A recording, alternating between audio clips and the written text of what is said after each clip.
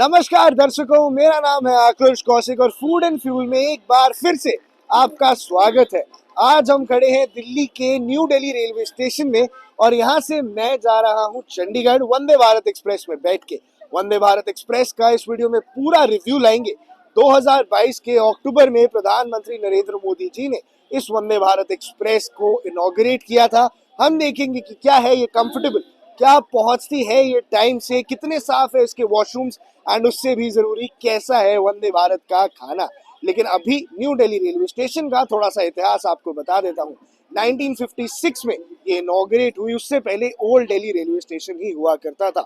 उसके बाद काफी सालों तक ये खास सुंदर नहीं था, लेकिन 1982 में जब इंडिया के अंदर एशियन गेम्स हुई तब इसको रीडेवलप किया गया। अब आप देख सकते हैं देश के सबसे शानदार रेलवे स्टेशन में से एक है and it is one of the most modernised. आइए जरा अंदर। न्यू दिल्ली रेलवे स्टेशन के अंदर बहुत सारा काम हुआ है पिछले कई दिनों में। यहाँ पर हर प्लेटफॉर्म पे जाने के लिए, देखिए यहाँ 17 प्लेटफॉर्म्स हैं एंड हर प्लेटफॉर्म पे जाने के लिए एस्केलेटर्स लग चुके हैं। यहाँ पर हर तरफ नीटनेस मेंटेन है एंड मैं देख सकता हूँ कि टाइम टू टाइम आपको इन्फॉर्मेशन दी जा रही है कि किस प्लेटफॉर्म पे आपकी ट्रेन आने वाली है। तो न्यू दिल्ली के अंदर बहुत कंफर्टेबल इन्वायरमेंट है। आप देख सकते हैं कितनी नीटनेस है, कितना नीटली क्लीन है एंड हर तरफ ट्रेनों से घिरा होने के बावजूद भी आपको कंजेस्टेड फील नहीं होगा, आप परेशान नहीं होंगे एंड यहाँ का स्टाफ बहुत हेल्पफुल है। So new Delhi railway station अपने आप में एक अच्छा रेलवे स्टेशन है and one of the most fast processing है। एंड हो भी क्यों ना, ये राजधानी है जो पूरे देश को जोड़ती है, तो इसीलिए न्यू दिल्ली रेलवे स्टेशन में पिछले कुछ समय में जो काम हुआ है उसके लिए full marks.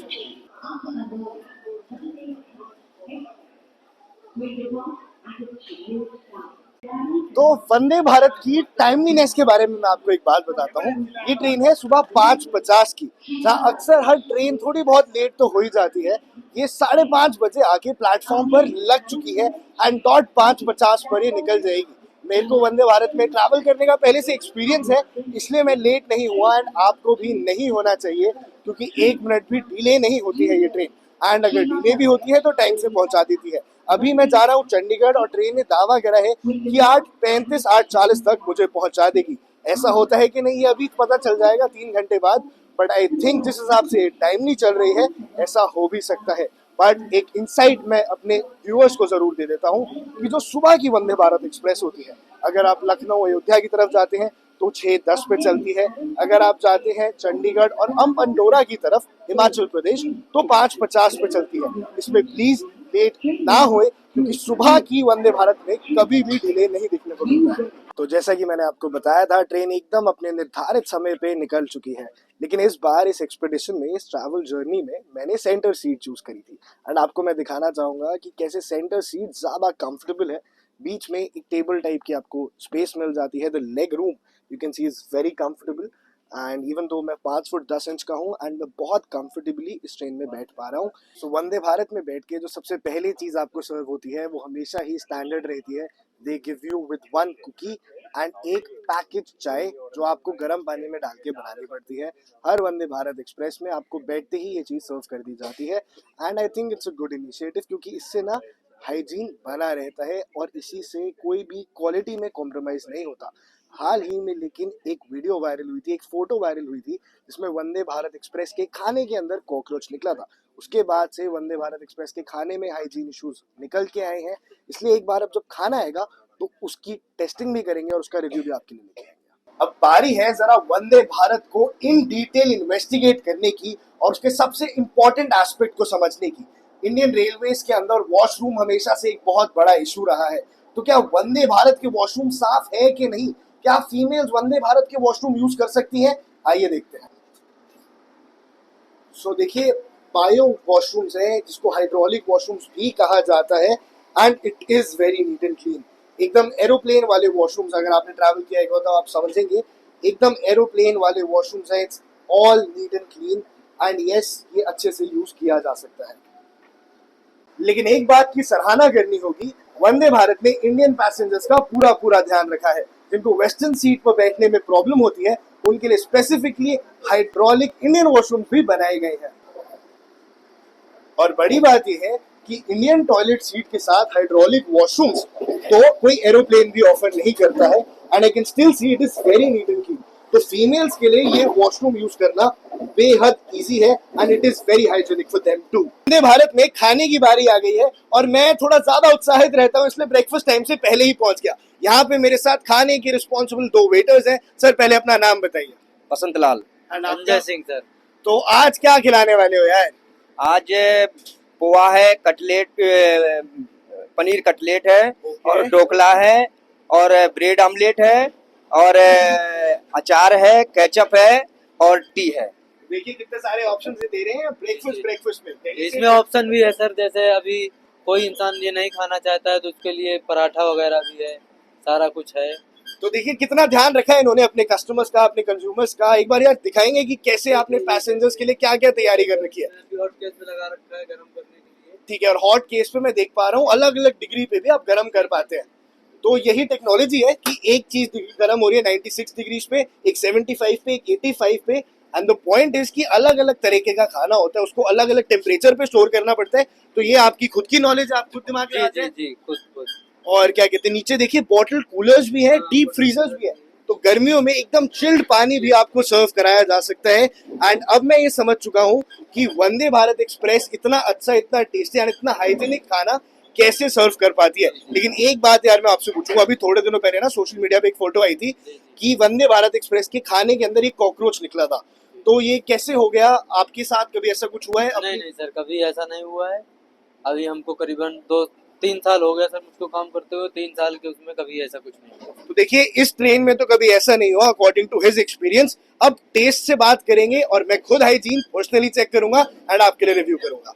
Vande Bharat express train तो बहुत शानदार है, पर अभी भी ट्रैक्स पे काम होना बाकी है। जहां चाइना में 450 किलोमीटर प्रति घंटे की रफ्तार से ट्रेन चलती हैं और पानी की एक बूंद भी नहीं छलकती, वहीं हम वंदे भारत एक्सप्रेस को उन बुलेट ट्रेन से कंपेयर करते हैं, लेकिन 100-110 किलोमीटर प्रति घंटा चलने की स्पीड पे भी इस ट्रेन के अंदर झटके लग रहे हैं। और ये साफ साफ तौर पे दिखाता है कि अभी ट्रैक्स पे काम होना बाकी है। सिर्फ ट्रेन की बॉडी, ट्रेन का इंजन अच्छा बनाने से पूरा ट्रेन का एक्सपीरियंस अच्छा नहीं हो जाता है।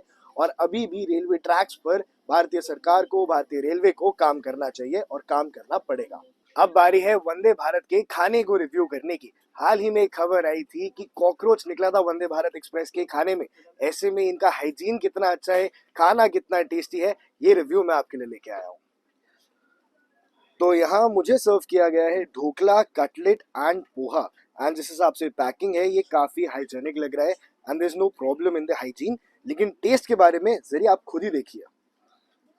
तो मात्र 2 घंटे में मैं अंबाला पहुंच चुका हूं और 215 किलोमीटर का सफर इस तेज तर्रार वंदे भारत एक्सप्रेस ने सिर्फ 2 घंटे में तय कर लिया है। लेकिन आपको पता होना चाहिए कि अंबाला सिर्फ ये 2 मिनट रुकती है, तो ज्यादा समय तो मेरे पास भी नहीं है। मुझे चंडीगढ़ पहुंचना है अपनी मंजिल पर। लेकिन यहाँ अंबाला के अंदर आर्मी बेस है, आर्मी कैंप्स है एंड मेरे को यहीं पे ट्रेन के साथ साथ जाती हुई टैंक्स भी दिखे। एंड अंबाला अपने आप में एक अच्छा शहर है, एक बड़ा ऐतिहासिक शहर है। इसके ऊपर कोई व्लॉग कभी और। लेकिन अभी तो ये बस सफर के बीच में आया, इसलिए मैं स्टेशन पे उतर के आपसे बातचीत करने जुड़ गया। लेकिन अब पहुंचते हैं चंडीगढ़। तो यहाँ एक सर ने मेरे को बेहतरीन तरीके से समझाया कि हिमाचल में रहने वाले लोगों के लिए कितनी अच्छी कनेक्टिविटी इस वंदे भारत एक्सप्रेस ने उनको दी है। ये ऊना से जब इसमें अंब में ट्रेन खड़ी होने के बाद ये 3 या 4 घंटे में सारा, जैसे डिस्ट्रिक्ट कांगड़ा वाले जाने वाले हैं 2.5-3 घंटे में वो कांगड़ा पहुंच जाते हैं। और अगर टूरिस्ट घूमने के लिए जा रहा है तो रास्ते में वो कोई भी टैक्सी या किसी से भी तो 4-5 देवियों के दर्शन करता हुआ वो जा सकता है। और शाम को वो अपने डिस्टेंस में कहीं भी वो पहुंच सकता है। जैसे पालमपुर जाना है, कांगड़ा जाना है, धर्मशाला जाना है, वो शाम को। तो ये 4-5 घंटे का सफर जो है, 5 घंटे अंब से कांगड़ा तक 3 घंटे, 2.5-3 घंटे में सारे पहुंच जाते हैं। तो 2:30-3 बजे हम लोग घर में पहुंच जाते हैं। पहले अगर मॉर्निंग यहाँ से 5 बजे हम चलते, शाम को 6 बजे हम घर पहुंचे। जो पहले 12-13 घंटे का सफर था अब वो 5-6 घंटे पे आ गया। 5-6 घंटे। तो देखिए, और पूरा इससे अच्छी बात ये हुई कि पूरा हिमाचल कनेक्ट हो गया, धर्मशाला। अभी देखो सुधार तो हर चीज में होता है और धीरे धीरे हो रहा है।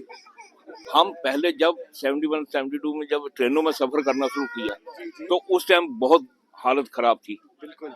क्या हालत होती थी उस टाइम ट्रेनों में, कैसे चढ़ा जाता था, कैसे उतरा जाता था। दिल्ली से ही जो आगे असम के लिए या ट्रेनें चलती थी अभी उसके डे बाई डे जो है सुधार, अभी ये नहीं चली है वंदे भारत, मोदी जी ने इसका ये किया है, तो अब ये धीरे धीरे धीरे धीरे तो सुधार होना ही है, धीरे धीरे सुधार होना ही है और होगा, ये और भरोसा है, इससे भी फास्ट होगा।